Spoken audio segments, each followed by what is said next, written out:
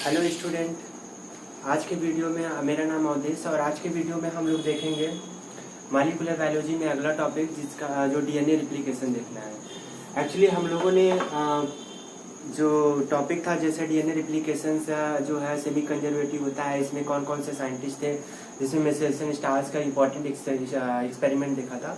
लेकिन आज की वीडियो जो है ये वीडियो जो है बहुत ही इंपॉर्टेंट वीडियो होने वाला है। एक्चुअली इसमें यहाँ से क्वेश्चन जो है काफ़ी ज़्यादा पूछे जाते हैं।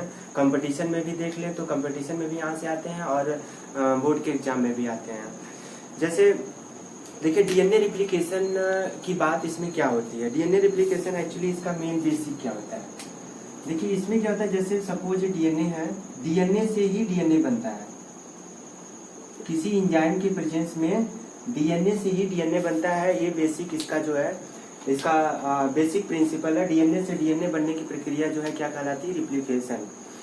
अब देखिए रिप्लिकेशन के रेफरेंस में अगर हम लोग इसमें देखते हैं तो कुछ चीजें इसमें जानना बहुत जरूरी होता है। जैसे प्रोकैरियोट में रिप्लिकेशन प्रोसेस जो होता है अलग होता है, यूकैरियोट में रिप्लिकेशन प्रोसेस अलग होता है। अगर दोनों के डीएनए की बात करते हैं तो दोनों के डीएनए में भी काफी डिफरेंस होता है। अगर हम लोग यहाँ पे प्रोकैरियोट लिखें और यहाँ पे यूकैरियोट लिखें तो इसमें हमें एक चीज देखने को मिलता है कि प्रोकैरियोट का जो डीएनए होता है ये तो डबल स्ट्रैंड डीएनए होता है। इसमें भी डबल स्ट्रैंडेड होता है, लेकिन इसका लीनियर होता है और इसका क्या होता है, सर्कुलर होता है। और दूसरी चीज क्या होता है, इसमें हिस्टोन प्रोटीन हिस्टोन अब्सेंट होते हैं, इसमें क्या होता है, हिस्टोन प्रेजेंट होते हैं।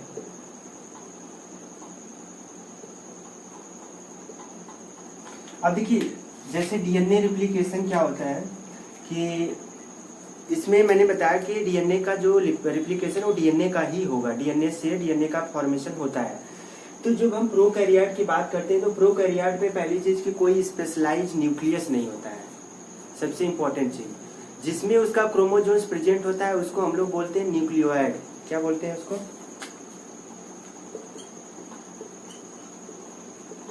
न्यूक्लियोइड होता है। इसमें न्यूक्लियस होता है, ठीक।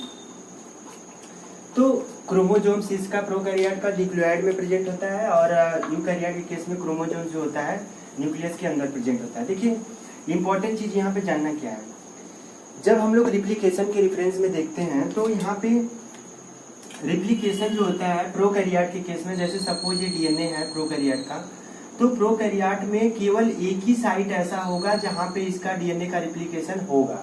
उसको हम लोग बोलते हैं ओराई रीजन, मतलब ओरिजिन ऑफ रिप्लिकेशन, ठीक।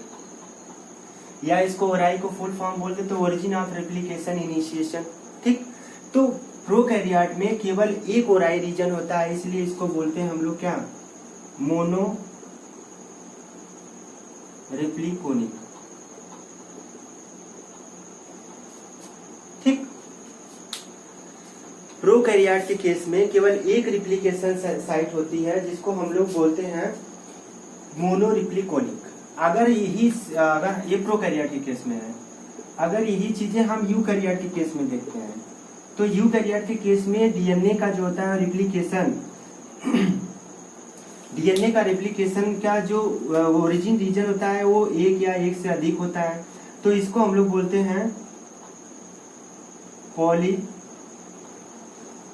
रिप्लिकोनिक। ये इंपॉर्टेंट टर्म है। पॉली रिप्लिकोनिक मतलब एक या एक से अधिक ओरिजिन साइट जहां पे रिप्लिकेशन स्टार्ट होता हो, और मोनो रिप्लिकोनिक मतलब जहां पे केवल एक रिप्लिकेटिंग साइट हो जहां से रिप्लिकेशन स्टार्ट होता है। देखिए जो प्रोकैरियोट में अगर आप रिप्लिकेशन की जब हम बात करते हैं तो ऐसा नहीं होता है कि जैसे डीएनए है तो कहीं भी रैंडमली जो है रिप्लिकेशन स्टार्ट हो जाएगा। जैसे अगर हम यहाँ पे प्रोकैरियोट का डीएनए बनाए तो सर्कुलर डीएनए होता है, तो ऐसा नहीं कि जो है कहीं से भी इसका रिप्लिकेशन स्टार्ट हो जाएगा, ऐसा नहीं होता है। इसका एक पर्टिकुलर रीजन होता है, एक पर्टिकुलर साइट होता है जिसको हम लोग ओराई रीजन बोल रहे हैं। इसी जगह से ही रिप्लिकेशन स्टार्ट होता है। अब हालांकि डीएनए जो होता है सर्कुलर होता है, तो बैक्टीरिया में थीटा टाइप रिप्लिकेशन होता है। याद रखिएगा बैक्टीरिया में थीटा टाइप रिप्लिकेशन होता है, ठीक। तो ये इंपॉर्टेंट है। क्यों ये थीटा टाइप? क्योंकि देखिए बैक्टीरिया का क्रोमोसोम्स कैसा है, सर्कुलर है। अगर रिप्लिकेशन स्टार्ट होगा तो किस डायरेक्शन में होगा, इस डायरेक्शन में होगा, इधर से इधर होगा। और रिप्लिकेशन जो होता है वो बाई डायरेक्शनल भी हो सकता है, बाई डायरेक्शनल हो सकता है और यूनी डायरेक्शनल भी हो सकता है।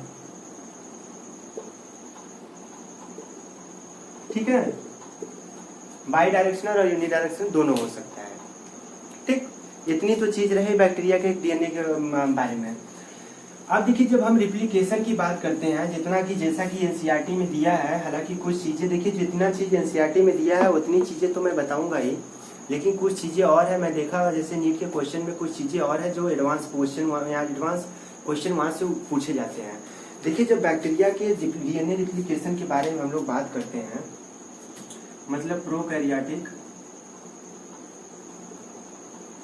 DNA replication. देखिए डीएनए रिप्लिकेशन का जो प्रोसेस होता है वो कंप्लीट होता है 3 स्टेप में। पहला स्टेप जो होता है इनिशिएशन होता है,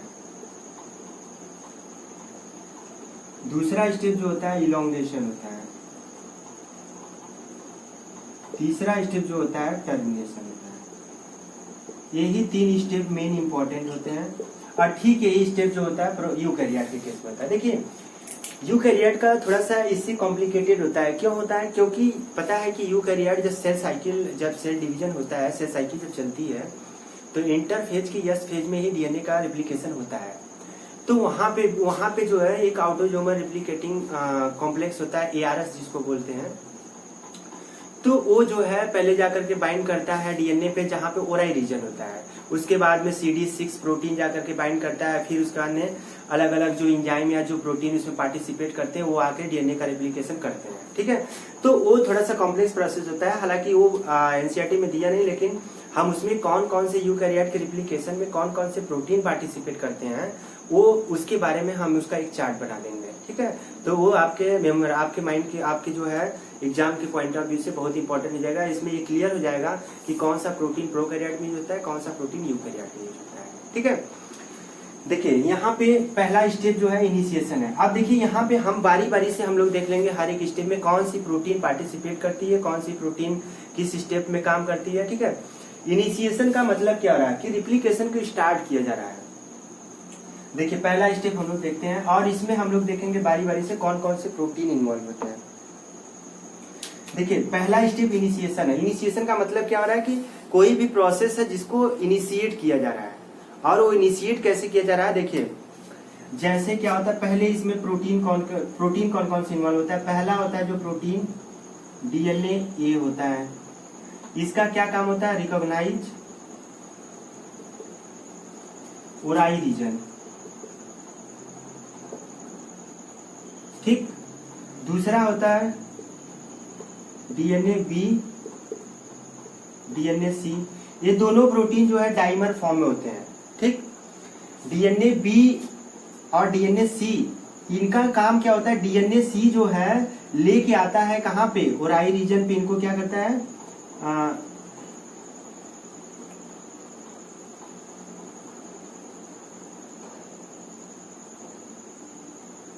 ठीक है, DNA C जो होता है ये इसको DNA B को साथ में लेके आता है। अगर DNA C को, हालांकि ये प्रोटीन है, अगर DNA C के ये बने प्रोटीन है तो बने होंगे जीन से ही। तो अगर DNA C के जीन को म्यूटेट कर दे तो प्रोटीन B जो होता है वो अपना काम नहीं कर पाता है। क्यों? क्योंकि प्रोटीन DNA C ही जो है उसको लेके आता है ओराई रीजन पे। देखिए इस तरह से सपोज जैसे यहाँ पे DNA है तो पहले क्या हुआ, यहाँ पे DNA A आकर के बाइंड कर जाएगा। DNA A आकर के जब बाइंड करता है तो DNA A क्या करता है? इसका DNA A का काम क्या करता है? मेल्टिंग का काम करता है। पहले DNA को मेल्ट करके सिंगल स्ट्रैंड में कन्वर्ट कर देगा। जैसे अगर इस तरह से बनाया जाए तो DNA इस तरह से फॉर्म में रहेगा। ठीक, जब DNA A आकर के यहाँ पे बाइंड करता है, सपोज यहाँ पे DNA A मैंने लाके यहाँ बाइंड करा दिया। जब यहाँ पे DNA A आकर के बाइंड कर जाता है तो DNA क्या होता है? हल्का सा खुल जाता है। जब DNA खुलता है तब यहाँ पे सिंगल स्ट्रैंड अपीयर होने लगते हैं। जब सिंगल स्ट्रैंड अपीयर होता है तब DNA C जो है ला करके DNA B को यहाँ पे ऐड कर देता है। DNA B के अंदर क्या होता है? हेलिकेज एक्टिविटी होती है। डीएनए बी जो होता है हेलिकेज होता है। हेलिकेज का काम पता ही है क्या होता है? देखिए हेलिकेज का काम होता है डीएनए के बीच में जो नाइट्रोजनस बेस होते हैं, डीएनए में जो नाइट्रोजनस बेस होते हैं उनके बीच बने हाइड्रोजन बॉन्ड को तोड़ने का काम होता है। फिर से समझिए, डीएनए ए का काम क्या हो रहा है? इसको जो है डीएनए को मेल्ट करने का काम हो रहा है। मेल्ट करने के पीछे पर्पज क्या है कि जैसे अगर हम यूकैरियोट की बात करते हैं तो वहां पे जो है इसका काम टोपोआइसोमरेज करता है, और वही टोपोआइसोमरेज प्रोकैरियोट के केस में भी जो है उसको डीएनए गाइरेज बोलते हैं। ठीक, अब डीएनए ए का काम जो होता है ये इसको डीएनए को थोड़ा सा रिलैक्स करता है। रिलैक्स तो डीएनए गाइरेज भी करता है, लेकिन इसका भी काम क्या होता है, डीएनए के बीच की जो अदर एसेसरी प्रोटीन होती हैं जैसे स्टोन वगैरह होते हैं तो उसको जो है हटाने का काम करता है और इसको मेल्ट करके जो है सिंगल स्ट्रैंड के फॉर्म में भी कन्वर्ट करता है। दोनों का काम लगभग डीएनए ए का डीएनए बी का लगभग सेम है, लेकिन डीएनए बी जो होता है मतलब हेलिकेज जो होता है ये ज्यादा दूरी तक जब तक रिप्लिकेशन कंप्लीट नहीं होगा तब तक ये एक्टिविटी परफॉर्म करेगा, लेकिन डीएनए ए का काम केवल उराई रीजन को मेल्ट करने का होता है। इतनी बात समझ में? अब देखिए आगे क्या होता है। अब इसके बाद में दूसरा एंजाइम तो ये आ गया, तीसरा एंजाइम क्या आता है, डीएनए जी, या इसको बोलते हैं प्राइमेज। अब प्राइमेज आता है तब क्या होता है, प्राइमर का जैसे प्राइमेज आया, अब यहाँ पे मान लीजिए हेलिकेज है, ये हेलिकेज डीएनए को अनवाइंड करते चलेगा, यहाँ पे प्राइमर बन गया। अब प्राइमर बन जाने के बाद क्या होता है, अब स्टेप पहुंचेगा किसमें, इलोंगेशन फेज में। ठीक है, देखिए इनिशिएशन में क्या हुआ, इनिशिएशन में हमें सबसे पहले क्या काम करना होगा कि डीएनए को ओपन करना होगा, और डीएनए ओपन होगा तभी जो है रिप्लिकेशन हम करा सकते हैं।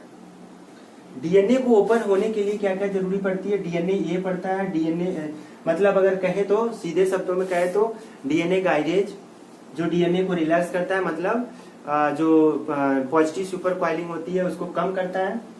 और हेलिकेज काम करता है, हेलिकेज का क्या काम होता है, हाइड्रोजन नाइट्रोजनस बेस के बीच का हाइड्रोजन बॉन्ड ब्रेक करता है और डीएनए को सिंगल स्ट्रैंड फॉर्म में रिलैक्स करते हुए चला जाता है। डीएनए जी जो होता है इसका काम प्राइमेज का होता है, प्राइमेज जो है क्या काम करता है, प्राइमर का फॉर्मेशन करता है। अब स्टेप कौन सा आता है, इलोंगेशन का आता है। आई होप कि समझ में आ रहा होगा। देखिए दूसरा स्टेप जो आता है वो है इलोंगेशन का। इलोंगेशन में क्या होगा, इलोंगेशन में क्या क्या जरूरी पड़ेगी चीजें। पहली चीज हमें main replicating enzyme DNA polymerase, third, ठीक, दूसरा डीएनए पॉलीमरेज फर्स्ट, ठीक। तीसरी चीज क्या जरूरत पड़ेगी, डीऑक्सी न्यूक्लियोटाइड ट्राइफॉस्फेट, या इसमें हो सकता है डीएटीपी हो सकता है, डीटीटीपी हो सकता है, डीसीटीपी हो सकता है, डीजीटीपी हो सकता है, ठीक।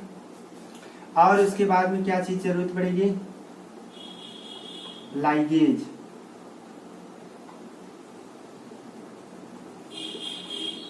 ठीक।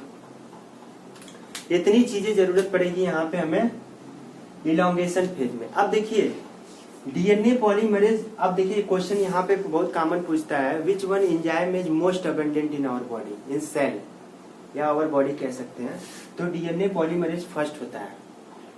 वैसे क्वेश्चन तो ऐसे सब लोग कहेंगे कि डीएनए पॉलीमरेज थर्ड होता है, लेकिन नहीं।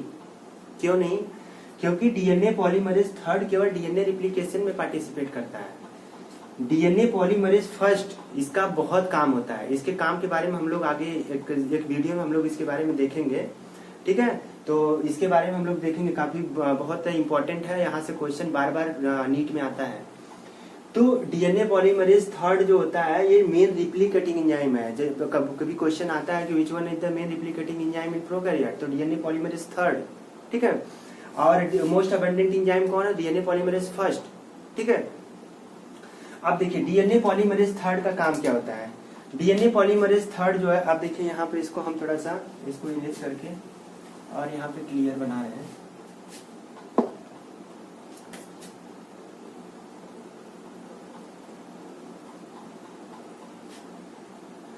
5 प्राइम टू 3 प्राइम और 3 प्राइम टू 5 प्राइम।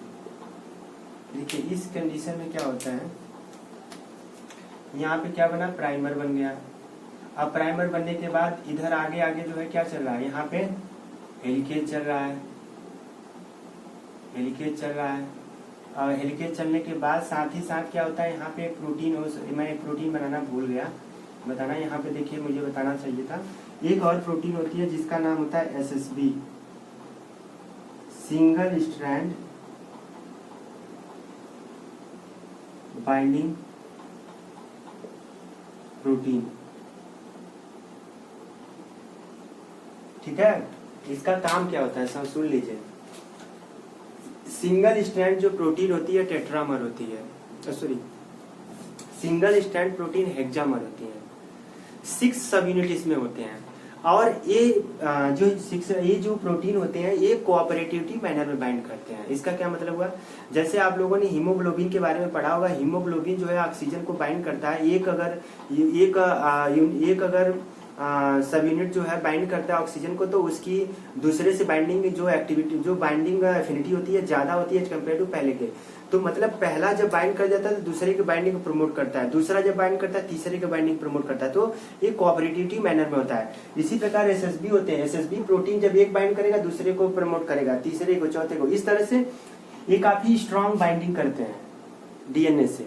हालांकि DNA प्रोटीन है, प्रोटीन तो इसमें लाइसिन और अर्जिनिन अमीनो एसिड्स है, तो पॉजिटिव चार्ज, इसके कारण DNA नेगेटिव चार्ज होता है, तो बाइंडिंग काफी स्ट्रॉन्ग होती है।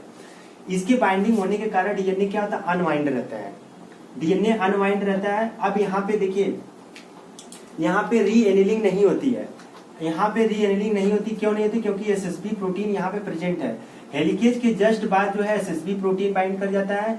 SSB प्रोटीन के बाइंड करने के बाद DNA हमेशा जो है DNA सिंगल फॉर्म में रहेगा, DNA सिंगल स्टैंडर्ड रहेगा।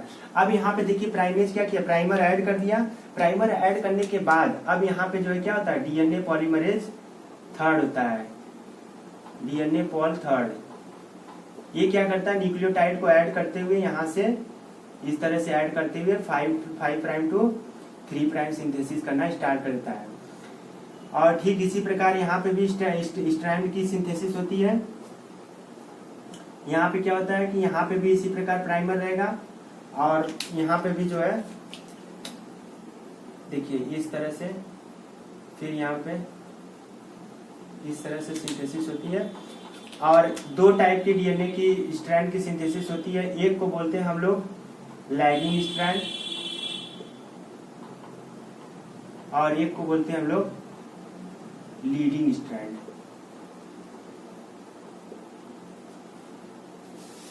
ठीक, देखिए लीडिंग स्ट्रैंड और लैगिंग स्ट्रैंड में क्या डिफरेंस है। लैगिंग स्ट्रैंड पहली चीज फ्रैगमेंटेड होता है, छोटे छोटे फ्रैगमेंट में बनता है 25 से 30 न्यूक्लियोटाइड का। लेकिन लीडिंग स्ट्रैंड क्या होता है, एक बार बस खाली एंजाइम अगर पकड़ लिया, DNA पॉलीमरेज थर्ड अगर DNA को पा गया तो वो कंटिन्यूअस जो है पूरे लीडिंग स्ट्रैंड को सिंथेसाइज करके तब जो है टर्मिनेट होता है। लेकिन लैगिंग स्ट्रैंड में क्या होता है कि DNA पॉलीमरेज थर्ड आएगा, न्यूक्लियोटाइड ऐड करेगा, छोड़ेगा, फिर न्यूक्लियोटाइड ऐड करेगा, फिर छोड़ेगा। तो मतलब इसमें अलग अलग जो है अलग अलग फ्रेगमेंट के फॉर्म में जो है DNA की सिंथेसिस होती है। देखिए जब DNA की सिंथेसिस होती है तो DNA के बीच में यहाँ पे DNA को ज्वाइन करना रहता है। हालांकि जब हम लोग DNA का स्ट्रैंड पढ़ते हैं तो DNA पूरा अलाइन फॉर्म में रहता है ना, जैसे DNA पूरा, इस पे प्राइमर है नहीं। अब प्राइमर को हटाना पड़ता है।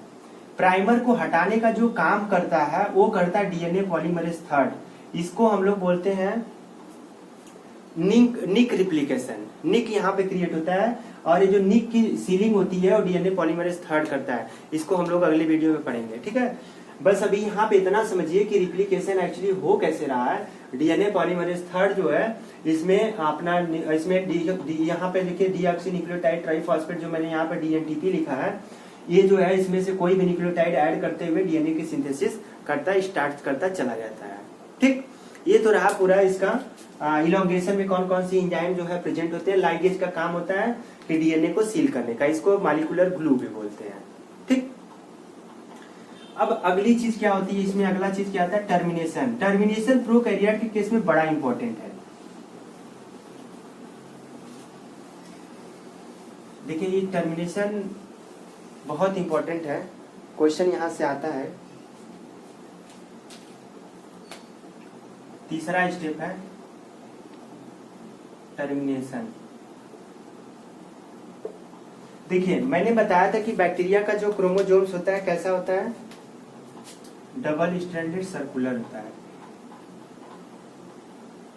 मैंने इस तरह से बना दिया, ठीक। अब देखिए डीएनए जैसे यहाँ पे क्या हुआ, यहाँ पे इसका हो गया ओराई रीजन, रिप्लिकेशन यहाँ से स्टार्ट हुआ, इस डायरेक्शन में मूव कर रहा है। इसको हम लोग बोलते हैं क्लॉकवाइज, इसको बोलते हैं हम लोग काउंटर क्लॉकवाइज। अब देखिए इसमें टर्मिनेशन कैसे होगा, अब तो समझ में आ रहा होगा कि ये भी स्ट्रैंड इधर से जा रहा है, ये भी स्ट्रैंड इधर से जा रहा है, दोनों तो मिल जाएंगे, लेकिन ऐसा नहीं होता है। देखिए एक्चुअली होता क्या है, जब ओरिजिन रीजन से डीएनए का रिप्लिकेशन स्टार्ट होते हुए आता है तो यहाँ पे जगह जगह कुछ रीजन पाए जाते हैं जिसको हम लोग बोलते हैं टस रीजन, या इसको बोलते हैं टर्मिनेशन यूटिलाइज साइट।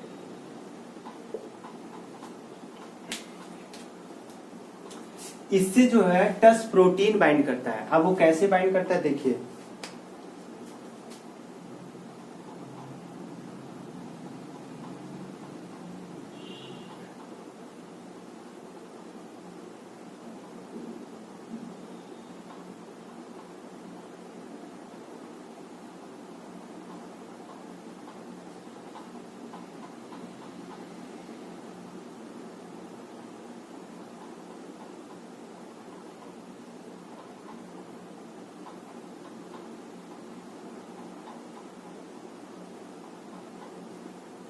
ठीक। इसको हम लोग क्या बोलते हैं, टस प्रोटीन।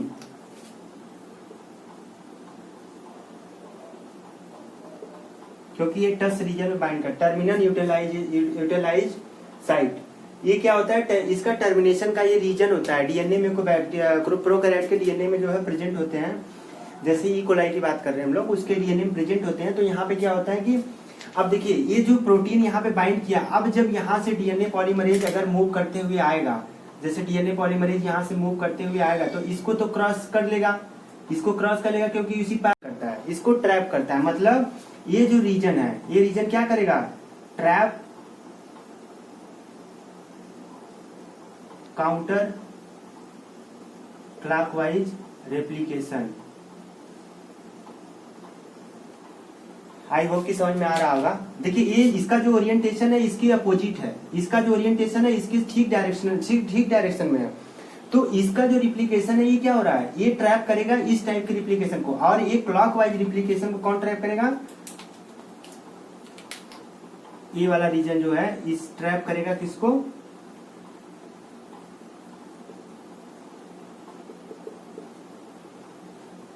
रिप्लिकेशन। ठीक, ये रहा टर्मिनेशन।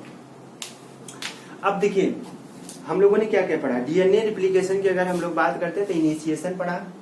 इनिशिएशन में कौन कौन से एंजाइम थे, देखिए अब पूरी एंजाइम, पहले एक बार पूरी एंजाइम को हम लोग देख लेते हैं, कौन कौन से एंजाइम इसमें काम करते हैं। ये तो समझ में आ गया ना। आप देखिए ये बड़ा इंपॉर्टेंट है, यहाँ से क्वेश्चन बार बार आते हैं।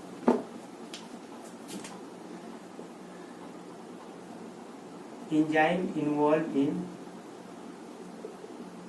Prokaryotic replication. देखिए पहला क्या होता है, इसको हम लोग बोलते हैं गायरेज। इसका काम क्या होता है, डीएनए को रिलैक्स करना, मतलब पॉजिटिव सुपर कॉइलिंग को कम करना। दूसरा क्या होता है, जैसा कि हम लोगों ने देखा डीएनए ए, डीएनए बी और डीएनए सी और डीएनए जी। ठीक, इसमें ये क्या था, ये हेलिकेज था, ये क्या था, प्राइमेज था। हेलिकेज का काम क्या था? हाइड्रोजन बॉन्ड को ब्रेक करने का। प्राइमेज का काम क्या था? प्राइमर जोड़ने का, प्राइमर बनाने का। तीसरा एंजाइम इंपॉर्टेंट कौन था? DNA polymerase. DNA polymerase third and first. चौथा एंजाइम क्या था? DNA ligase. पांचवा एंजाइम, पांचवा प्रोटीन क्या था? सॉरी डीएनए, इसी जगह हम लोग को एसएसबी लिख लेना है। चलिए एसएसबी लिख लेते हैं। फिर उसके बाद में क्या था? डीएनए लाइगेज और एसएसबी। यही इतना चीज था, यही इतना प्रोटीन जो है पूरा ट्रांसक्रिप्ट। और अगर छठा प्रोटीन, 6 प्रोटीन अगर हम लोग लिखे, 10 प्रोटीन। ये प्रोटीन जो है, इतने प्रोटीन जो है, एंजाइम या प्रोटीन जो है इन्वॉल्व थे डीएनए रिप्लिकेशन के प्रोकैरियोट में। आई होप कि वीडियो पूरा समझ में आया होगा। देखिए अब इसके बाद में हम लोग को 2 चीजें और पढ़नी है। इसमें डीएनए पॉलीमरेज, इसमें प्रूफ रीडिंग एक्टिविटी क्या होती है, और उसके अंदर पॉलीमराइजिंग एक्टिविटी क्या होती है, और उसके बाद में फिर निक ट्रांसक्रिप्शन क्या होता है, निक कैसे फॉर्मेशन होता है, उसकी कैसे सीलिंग होती है, इसके बारे में डीएनए पॉलीमरेज फर्स्ट के बारे में पढ़ेंगे हम लोग अगले वीडियो में। लेकिन इतनी सारी चीजें जो है, देखिए अब डीएनए पॉलीमरेज थर्ड की एक फंक्शन यहाँ बता दे रहे हैं। डीएनए पॉलीमरेज थर्ड पर न्यूक्लियोटाइड जो है, 1000 न्यूक्लियोटाइड ऐड करने के बाद एक न्यूक्लियोटाइड जो है गलत ऐड करता है, जिसके कारण हमें डीएनए में वेरिएशन होता है। और वेरिएशन होने के कारण हमें अलग अलग जो है, अलग अलग जो है चेहरे, और अलग अलग हमें कैरेक्टरिस्टिक, किसी की नाक अलग है, किसी की आंख अलग है, किसी के चेहरे अलग है ना, तो अलग अलग जो है हमें एक देखने को मिलता है, क्योंकि डीएनए पॉलीमरेज थर्ड खुद ही करता है। अब प्रूफ रीडिंग एक्टिविटी क्या होती है, इसको हम लोग आगे वाले वीडियो में देखेंगे। तो ये रहा पूरा डीएनए रिप्लिकेशन। अब देखिए 2 चीजें और समझ रही यहाँ पे, बड़ा इंपॉर्टेंट है ये चीज। देखिए इसमें पहली चीज क्या है, इसमें रिप्लीजोम क्या होता है।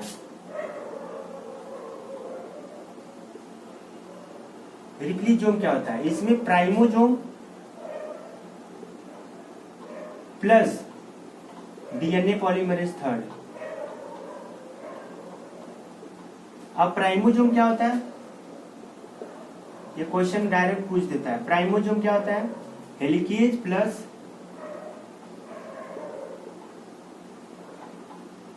प्राइमेज। एक काफी क्वेश्चन एक बार शायद मैंने देखा था, इस क्वेश्चन को पूछा है, नीट में नहीं पूछा लेकिन किसी और एग्जाम में देखा था, मैंने पूछा है। तो ये पूछा था रिप्लीजोम क्या था। रिप्लीजोम प्राइमोजोम प्लस डीएनए पॉलीमरेज था। रिप्लीकॉन क्या होता है? रिप्लीकॉन हुई मतलब जैसे अगर हम लोग कहें 60 डीएनए सीक्वेंस होता है, जैसे ये डीएनए सीक्वेंस है, तो ये 60 डीएनए सीक्वेंस होता है जहां पे रिप्लीकेशन क्या होता है, जहां पे रिप्लीकेशन स्टार्ट होता है, रिप्लीकेशन स्टार्ट साइट होती है, इसको हम लोग बोलते हैं रिप्लीकॉन। ठीक है, तो ये सारी चीजें रही बैक्टीरिया के जो है प्रोकैरियोट के रिप्लिकेशन के बारे में। आई होप कि वीडियो समझ में आया होगा और समझ में आ रहा होगा। तो प्लीज वीडियो को लाइक और सब्सक्राइब करें। ठीक है, बाकी इसी तरह मैं वीडियो जो है अच्छे वीडियो मैं अपलोड करता रहूंगा। और कोई अगर इसमें क्वेरीज हो, कोई अगर क्वेश्चन हो तो कमेंट बॉक्स में जरूर दें, और हम उसका पूरा कोशिश उसमें रहेगी कि हम उसको जो है पूरा आपका पूरा सोल्यूशन उसमें प्रोवाइड करें। ठीक है, थैंक यू।